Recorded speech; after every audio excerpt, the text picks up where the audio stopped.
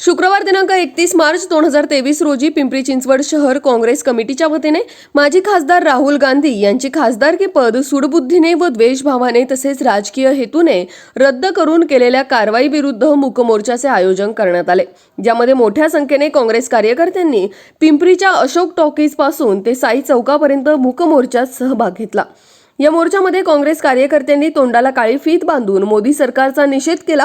त्याबरोबरच मोर्चा थांबल्यानंतर काँग्रेस कार्यकर्त्यांकडून काळ्या फितीचीही होळी करून मोदी सरकारविरुद्ध जोरदार घोषणाबाजी करण्यात आली। त्याचबरोबर 2 एप्रिल रोजी काँग्रेसतर्फे जेल भरो आंदोलन करण्यात येणार आहे। या आंदोलनाला काँग्रेसचे राष्ट्रीय सचिव पृथ्वीराज साठे, काँग्रेस शहराध्यक्ष कैलास कदम, काँग्रेस महिला अध्यक्ष सायली नडे तसेच इतर कार्यकर्ते व पदाधिकारी उपस्थित होते। याच बातमीचा आढावा घेतलाय आमचे प्रतिनिधी प्रसन्न तरळे व कॅमेरामॅन भानुदास हिवराळे यांनी। पाहुयात।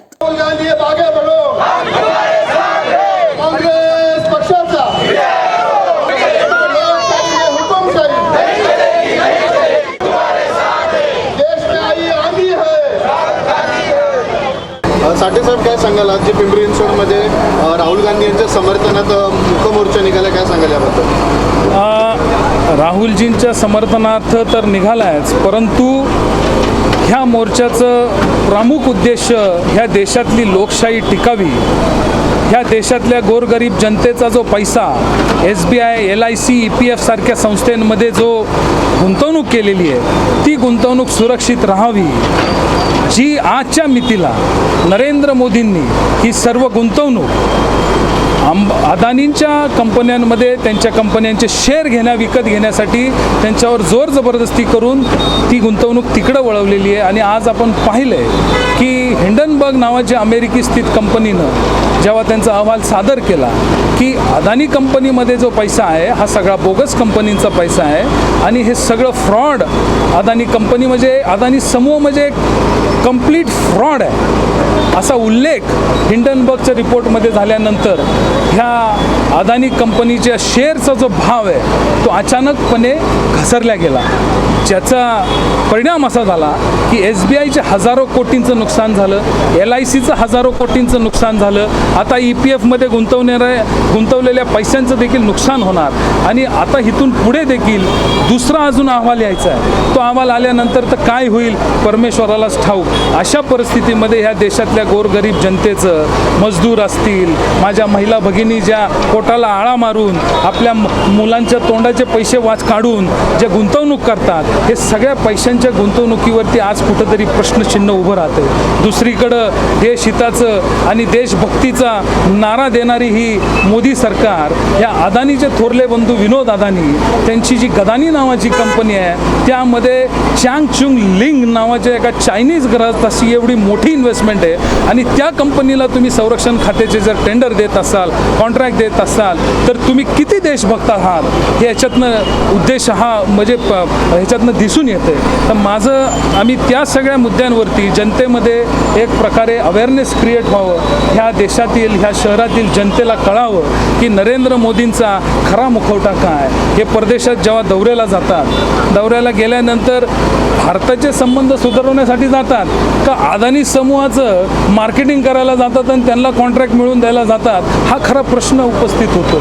अशा पार्श्वभूमीवरती जनतेला हे कळलं पाहिजे, ह्या सगळ्या गोष्टी उघड झाल्या पाहिजेत। राहुलजींनी संसदेत फक्त एकच प्रश्न विचारला होता की ह्या ज्या अदानीच्या शेअरमध्ये कंपनीमध्ये ज्या शेल कंपन्यांचे 20,000 कोटी रुपयाची जी गुंतवणूक आहे, हे 20,000 कोटी रुपये कोणाची? साधा सोपा प्रश्न आहे। ह्याचं उत्तर देण्याऐवजी एवढा सगळा घाट घातला। सुरतच्या कोर्टामध्ये ती केस ओपन काय केली, 1 महिन्यात ती बोर्डावर काय आणली, तिचा निकाल काय लागला, त्यांना 2 वर्षाची सजा काय ठोठवली, सदस्यत्व काय बाद केलं लोकसभेचं, म्हणजे एवढं सगळं करायची काय गरज नव्हती ना।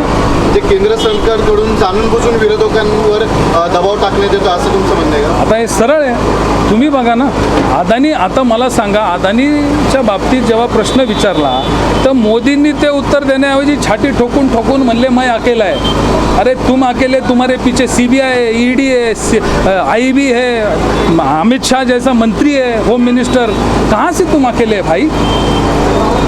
एवढी सगळी फौज फाटा घेऊन तुम्ही निघताय, तुमच्या विरोधात जो आवाज उठेल त्याच्यावरती ED CBI लावून टाकताय. आणि कशाचं झालंय, मुंबई एअरपोर्ट GVKकडं होतं, त्या GVK कंपनीवरती 1 वर्ष रेट टाकून परेशान केलं, त्यांनी टेंडर सोडून दिलं आणि त्या अदानीला दिलं. आज तुम्हाला माहिती आहे का, या देशातली 30% विमान वाहतूक ही अदानी कंपनीच्या मार्फत होते. नेणार कुठं, कशासाठी चाललं हे सगळं? अदानीच्या कंपनीकडं ह्या एअरपोर्ट मॅनेजमेंटचा क्रायटेरिया हँडलिंगचा एक्सपिरियन्स नव्हता. आणि भारत सरकारने जे टेंडर्स काढले होते त्याच्यात तो क्लॉज होता की पूर्वश्रमीचा तुम्हाला अनुभव पाहिजे. त्या क्रायटेरियामध्ये अदानी कंपनी बसत नव्हती, तो क्लॉजच काढून टाकला. अजून काय म्हणजे कशासाठी चालले? आणि साध्या प्रश्नाचं तुम्हाला काय नाही ना, तुम्ही करा ना, JPC लावा, का लावत नाही? करा एन्क्वायरी, करा चौकशी, आहे पैसे कुणाचे आहेत. राहुलजींचा तेवढा साधाच मर्यादित मुद्दा आहे. आज आम्ही जो मूक मोर्चा आज पिंपरी चिंचवड शहर काँग्रेसने आम्ही जो आज काढला मोर्चा, हा मूक मोर्चा काढण्याचा त्यामागचा आमचा एकच प्रत्येक काँग्रेसचा आमचा विचार होता की ज्या देशाच्या जनतेचा जो आवाज दाबण्याचं काम या ठिकाणी करण्यात आलेलं आहे. देशाची जनता बाहेर यायला तयार नाही. देशाच्या जनतेचे जो भीतीचं वातावरण देशाच्या जनतेमध्ये, महागाई एवढी प्रचंड वाढलेली आहे, गॅसचे दरवाढ असतील, डिझेलचे दरवाढ असेल, पेट्रोलचे असतील, आणि शिवाय बेरोजगारी ही मोठ्या प्रमाणात या ठिकाणी उफळून आलेली आहे. तरुण अनेक बेरोजगार झालेले आहेत, कामगारांचे कायदे मोडीत काढलेले आहेत, शेतकऱ्यांचे नवीन विधेयक आणलेले आहेत. म्हणजे हे सगळे करत असताना जातीपातीमध्ये धर्मांतर राजकारण जे सुरू आहे, जातीपातीमध्ये तेढ निर्माण करण्याचं एक धर्मांतर राजकारण गेली 9 वर्षापासून आपण जे पाहतोय. आणि देशाची जनता एक गप्प बसून आहे, घाबरून आहे देशाची जनता. जसे आता आमच्या सहकारी मोठ्या बंधूंनी सांगितलं की ED CBI IB ह्या सगळ्या यंत्रणेला घाबरून सगळेजण गप्प आहेत. म्हणून तोंडावरची आम्ही या ठिकाणी आज मूक मोर्चा काढत असताना या तोंडावरच्या असणाऱ्या आपल्या सगळेजण गप्प असणार आहोत. ती पट्टी आज या ठिकाणी प्रत्येकाला बोललं पाहिजे, रस्त्यावरती आलं पाहिजे. आणि लोकशाहीमध्ये अन्याय सहन करायचं नाही. जे राहुलजी आपल्या सगळ्यांसाठी करत आहेत, राहुलजींवरती जो अन्याय झाला, राहुलजी कोणाचा आवाज उचलत आहेत? देशाच्या तमाम 130 कोटी जनतेचा आवाज उचलत आहेत. मग तो सामान्य जनतेचा, सामान्य कार्यकर्ता असेल, सामान्य कष्टकरी असेल, कामगार असेल, शेतकरी असेल, सर्व जाती धर्माचा घटक असेल, त्यांचा आवाज राहुल गांधी उचलून पाहत आहेत. पण आवाज दडपण्याचा जो चुकीच्या पद्धतीने ह्या देशामध्ये लोकशाहीमध्ये हुकुमशाही आणण्याचा जो प्रयत्न यांचा चालू आहे, तो आज आम्ही या मूक मोर्चाच्या माध्यमातून देशाच्या जनतेला, या शहरवासियांना आम्ही सगळ्यांनी यावं. आणि जो विरोध राहुल गांधी काँग्रेस पार्टी जो करू पाहते, या देशाला एक संघ या ठिकाणी ठेवण्याचं काम काँग्रेस पार्टी करू पाहते. राहुल गांधींचा एकच त्या ठिकाणी विचार आहे की हा देश एक संघ राहावा, या देशामध्ये एकता राहावी आणि देशाचा माझा सगळा नागरिक हा एक संघ राहून, मग तो कुठल्याही जाती धर्माचा असो, यांनी एक संघ देश दिसला पाहिजे, राहिला पाहिजे. हे स्वप्न राहुल गांधींचे आहे. जे स्वप्न राहुल गांधीचं हे त्या ठिकाणी लोकशाहीमध्ये हा आवाज दडपण्याचा, लोकशाहीचा खून करण्याचा, हत्या करण्याचा एक महापाप जे हे भाजपचे असणारे केंद्रामध्ये बसलेले गेली 9 वर्षापासून मोदी आणि शहाचं सरकार करू पाहते, त्याच्या विरोधात आज आम्ही हा मूक मोर्चा काढला होता, ज्याची आज या ठिकाणी प्रत्येकाने बोललं पाहिजे.